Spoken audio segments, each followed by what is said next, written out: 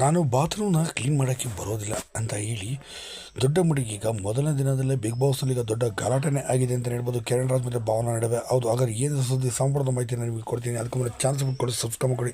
ಹೌದು, ಇದೇ ಶನಿವಾರ ನಿಮಗೆ ಗೊತ್ತಿರೋಂಗೆ ಎಲ್ಲ ಎಪಿಸೋಡ್ಗಳಿಗೆ ಎಂಟ್ರಿ ಆಗ್ತಿದ್ದಾರೆ. ಹಾಗೆ ಬಿಗ್ ಬಾಸ್ ಮನೆಯೊಳಗೆ ಕೂಡ ಬರ್ತಿದ್ದಾರೆ ಅಂತ ಹೇಳಲಾಗುತ್ತೆ. ಆದರೆ ನಿಮಗೆ ಗೊತ್ತಿರಲಿ, ಈ ಬಾರಿ ಬಿಗ್ ಬಾಸ್ 3 ದಿನಗಳ ಮುಂಚೆನೇ ಬಿಗ್ ಬಾಸ್ ಮನೆಯೊಳಗೆ ಕೆಲವರು ಈಗ ಬಂದಾಗಿದೆ ಅಂತ ಹೇಳಲಾಗುತ್ತೆ. ಇದು ಅನ್ಸೀನ್ ಕಟ್ಸೀನಲ್ಲಿ ಈಗ ಕಾಣಿಸಿಗ್ತದೆ ಅಂತ ಹೇಳ್ಬೋದು.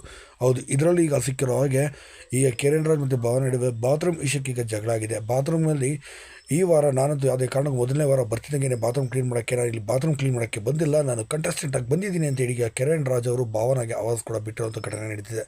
ಸದ್ಯ ಭಾವನ ಅವರು ಕೂಡ ಇದ್ರ ಬಗ್ಗೆ ಫುಲ್ ಕೋಪಗೊಂಡಿದ್ದಾರೆ. ನಾನು ಯಾಕೆ ಬಿಡುವೆ ಕ್ಲೀನ್ ಮಾಡಬೇಕು, ನಾನೇನು ಕ್ಲೀನ್ ಮಾಡೋಕ್ಕೆ ಇಲ್ಲಿಗೆ ಬಂದಿಲ್ಲ, ನಾನಿಲ್ಲಿ ಆಟಾಡೋಕ್ಕೆ ಬಂದಿದ್ದೀನಿ ಅಂತ ಹೇಳಿದ್ದಾರೆ ಭಾವನವರು. ಈಗ ಬರ್ತಿರೋ ಮೊದಲನೇ ದಿನವೇ ನಿಜಕ್ಕೂ ದೊಡ್ಡ ರಣರಂಗವೇ ಆಗಿದೆ ಅಂತ ಹೇಳ್ಬೋದು. ಹೌದು, ಇಂದಿನಿಂದನೇ ಈಗಾಗಲೇ ಬಿಗ್ ಬಾಸ್ ಮನೆಯೊಳಗೆ ಅನ್ಸೀನ್ ಶುರು ಆಗಿದೆ ಅಂತಲೇ ಹೇಳ್ಬೋದು.